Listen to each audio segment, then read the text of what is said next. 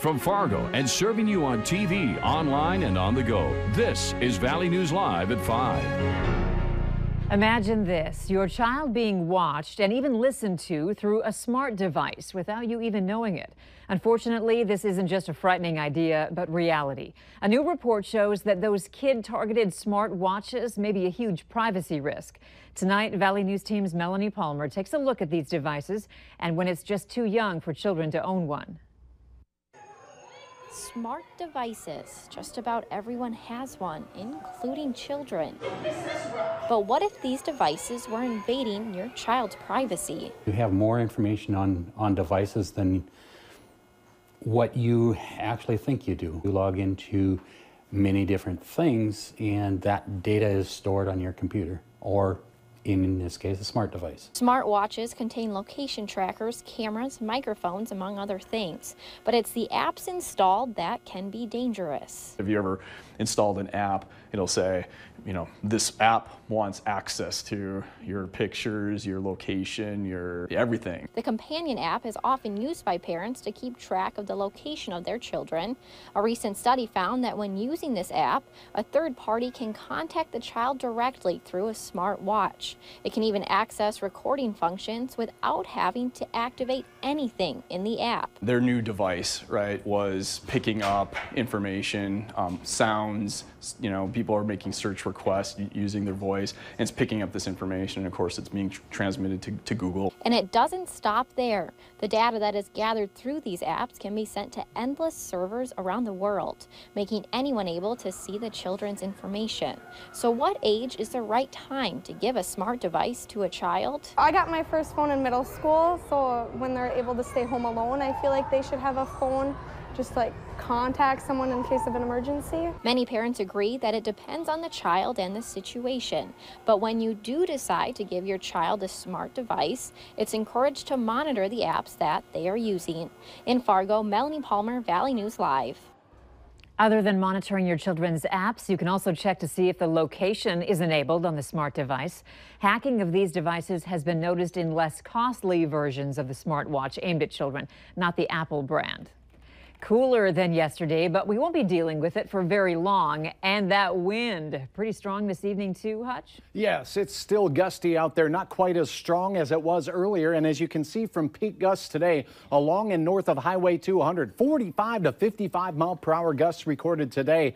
That air was seriously in a hurry. A wind advisory and red flag warnings continue until this evening across the region. Presently, our winds are still gusty, over 35 miles per hour along and north of Highway 2. Satellite shows a cold front batch of clouds moving well off to the east, so that explains the cooler today. But a quieter weather for this evening. Temperatures right now in the 50s for most of our viewing area. That's where we'll stay for the next couple of hours. Wind speeds will decrease after sunset. It should be a quieter night's sleep, but more wind in the forecast as we go through the remainder of our work week. Details on our next chance of rain as well here in a few minutes. All right, thanks, Hutch. You bet. A 37-year-old Fargo man is going to prison for a long time for raping a woman at a Mapleton, North Dakota convenience store nearly 2 years ago. A district court judge today sentenced Abdul Rahman Ali to 26 years. Ali was convicted of 5 felonies, including gross sexual imposition, kidnapping, and aggravated assault.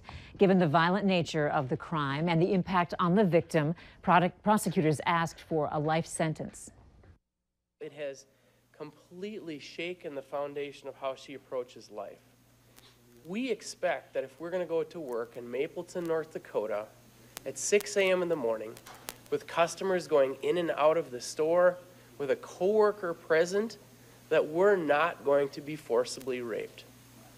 She can no longer expect that. Ali is a native of Somalia and will likely be deported when he has completed his sentence. A California man who authorities say was caught in North Dakota with 183 pounds of marijuana has been sentenced to serve 1.5 years in prison. 71-year-old Harold Miller of Sacramento, California, was arrested in early August after being pulled over on Interstate 94 near Bismarck.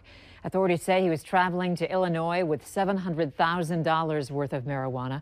Miller recently pleaded guilty to felony and misdemeanor drug possession charges. The Fargo Police Department wants you to know about new addresses for 2 registered sex offenders. Charles Carrington Jr. is now living at 735 14th Street North.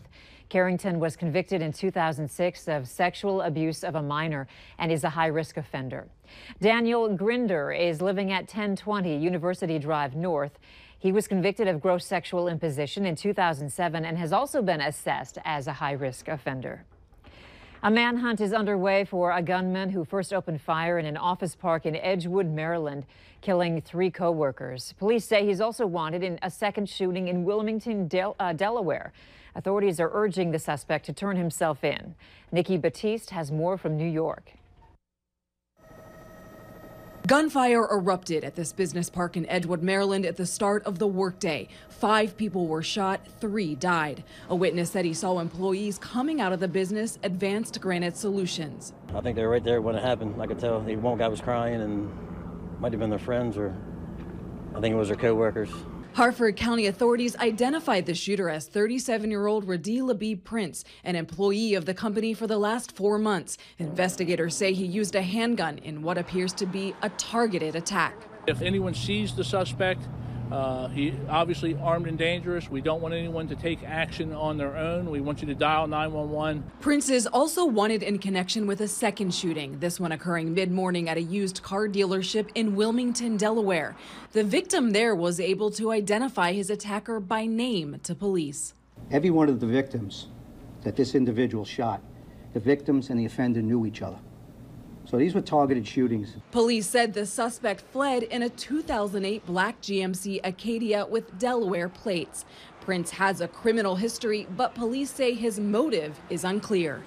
Nikki Batiste, CBS News. The search for the shooter forced a lockdown on the set of House of Cards, which films in the area. The big day is coming. It's 109 days away. That's Super Bowl Sunday, February 4th. And it's happening in our own backyard. And today, budding sports reporters, photographers, and anchors are getting an earful on what goes into putting together such a monumental event. MSU Moorhead is hosting its annual Sports Communication Conference for area high school and college students. And today, the young people who attended got to hear from, among others, someone deeply involved in this year's Super Bowl in Minneapolis. Andrea Makras says thousands of people, from professionals to volunteers, are involved in making sure every detail is taken care of. Starting in January, we will actually have hundreds of event planners that descend on the Twin Cities to execute every detail, from the different parties and events to things like transportation, transit, and even the parking for all those million guests who will come to town.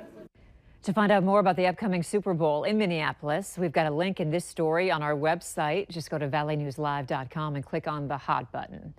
And this news might make some drivers happy. Crews are making some finishing touches on a major road construction project in South Fargo.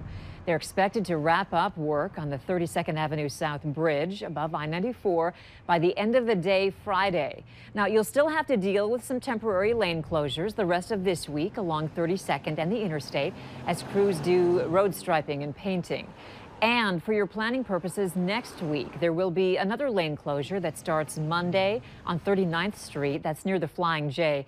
That closure should last about 2 weeks. And if this cooler weather isn't making you miss those warm summer nights, you can start planning for 2 major country concerts next year in Minnesota. Just announced today, Beach King Kenny Chesney will be in the Twin Cities on May 5th at US Bank Stadium, with Thomas Rhett opening the show. And a favorite for locals, WeFest headliners were announced this afternoon. Jason Aldean and Florida Georgia Line will join Carrie Underwood as performers for the 36th Annual Country Music Festival. That's August 2nd through the 4th. If you want more information on these concerts and ticket information, we've got links attached to these stories at valleynewslive.com.